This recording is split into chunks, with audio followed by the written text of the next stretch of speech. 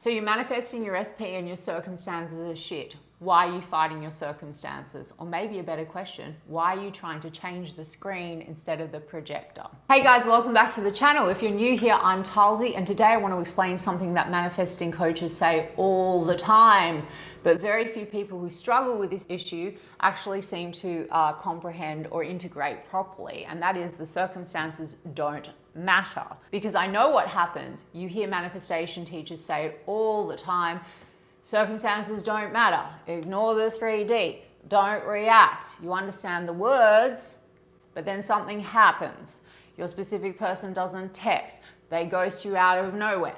They break up with you out of nowhere. A third party appears or just refuses to go away.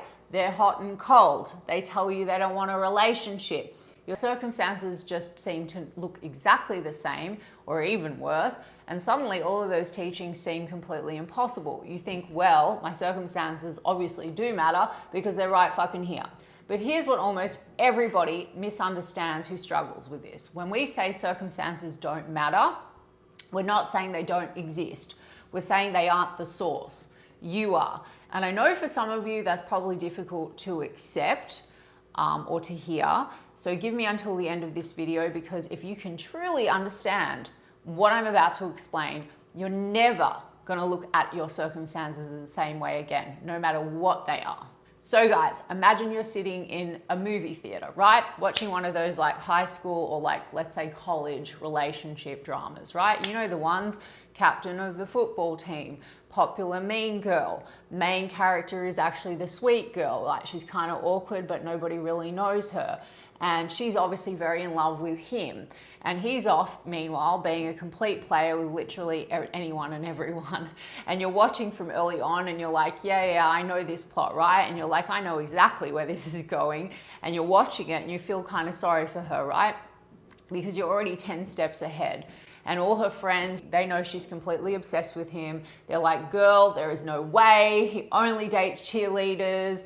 You guys literally have one class together, get over it. And of course there's scenes where she's like stalking his Instagram, trying to work out whether like Jessica's still around. Meanwhile, he actually is out with Jessica, but hang on, he's also still kind of seeing Becky, his on again, off again ex. Oh my God, this guy is such a player, right? And so she's checking all the time, checking who he's following and who's following who. And then she's refreshing her own story, trying to see whether or not he's seen her story. He hasn't. Cut to the next scene, she bumps into him on campus and he only talks to her because he just wants her study notes. He's like, I had to miss class because of football practice. And you're like, oh my God, he's totally using her, right? And then the next scene, he just ignores her in class and you're just thinking, oh my God, this poor girl, right? Now imagine walking into the theater next door, right? Say, same college, same campus, same guy, same girl, completely different movie. Right? Now she's the most popular girl on campus, right? Everyone knows who she is. The other girls want to be her. All the guys notice her. And the guy, he's absolutely obsessed with her. He's somehow managed to get her number, probably by making up some excuse about needing the assignment. Now he's like texting her. He's checking his phone, hoping she's replied to his text. He's trying to work out where she'll be this weekend. He's praying all the time she'll sit next to him in class. He's wondering if she even noticed him today, and he's overthinking every interaction. And even his friends are like, dude, relax. You're so fucking whipped. And you're watching that movie thinking, yeah, he's got it bad. Of course he does. She's like that girl, right? So we have the same guy, same girl, completely different movie. Now, here's what's fascinating. Neither movie feels strange while you're watching it. The girl in movie one isn't shocked that the guy's out with Jessica, and nor are you. She kind of expects it, right? And the girl in movie two isn't shocked that he's blowing up her phone, nor are you. She expects it. Both stories feel completely normal, maybe even a little too cliche or obvious, right guys? But very normal to the character who is living them and to the person who's watching them, right? Now here's the important part. The girl exists in both movies, the guy exists in both movies. They're simply different versions playing out different stories. And so do you, because the main character is your identity, your state of consciousness. You can't experience a reality without experiencing it as someone. That's why your focus matters. Not because you're trying to force reality, or the movie to change, but because your focus reveals which version of yourself you're currently being. And that version corresponds to a completely different experience. The circumstances in movie 1 belong to movie 1. They have absolutely no authority over movie 2.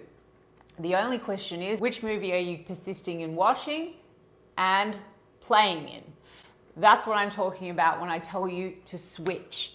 You're not trying to force movie 1 to become movie 2. You're switching the character you're experiencing reality as. And this is exactly why coaches and content creators tell you to just be consistent. It's why they tell you to change your assumptions, because assumptions belong to identities, and identities correspond with different experiences. SP doesn't want me. SP never texts me. SP won't commit. Those assumptions belong to the girl in movie 1.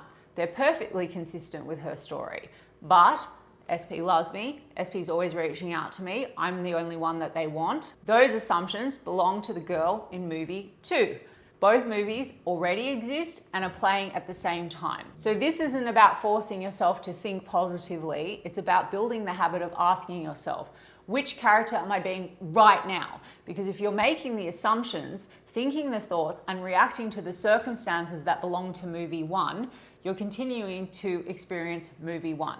The moment you notice that, that's your opportunity to switch. Not because movie 1 disappeared.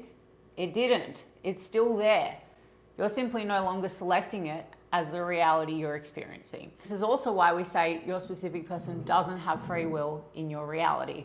The version of your SP in movie 1 doesn't suddenly become the version from movie 2, and the version in movie 2 doesn't suddenly become the version in movie 1. They're different versions, playing out different stories. So stop arguing with the characters.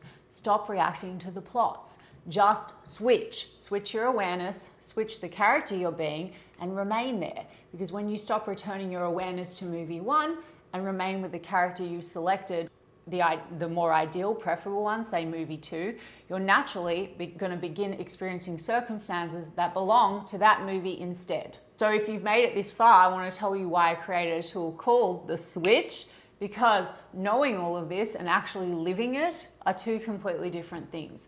Those of you experiencing circumstances you don't like may have realized something from this video. It's not an information problem because you've heard this over and over and over. You've heard the teachings, you've heard persist, change your assumptions, circumstances don't matter. The problem isn't that you don't know enough or that you need to learn more. You've become so practiced at returning to movie 1 that it feels so habitual and so much more normal than movie 2. That's why Neville talked about controlled imagination and sustained attention. Not because you're trying to force something into existence, but because whichever character you consistently remain as is the movie you consistently experience. And all of the characters already exist. All of the movies are already made. They're simply waiting for you to press play and keep watching. That's why I created the switch. It's not another manifestation course, it's a tool, a practical identity training tool that helps you stop unconsciously walking back into movie 1.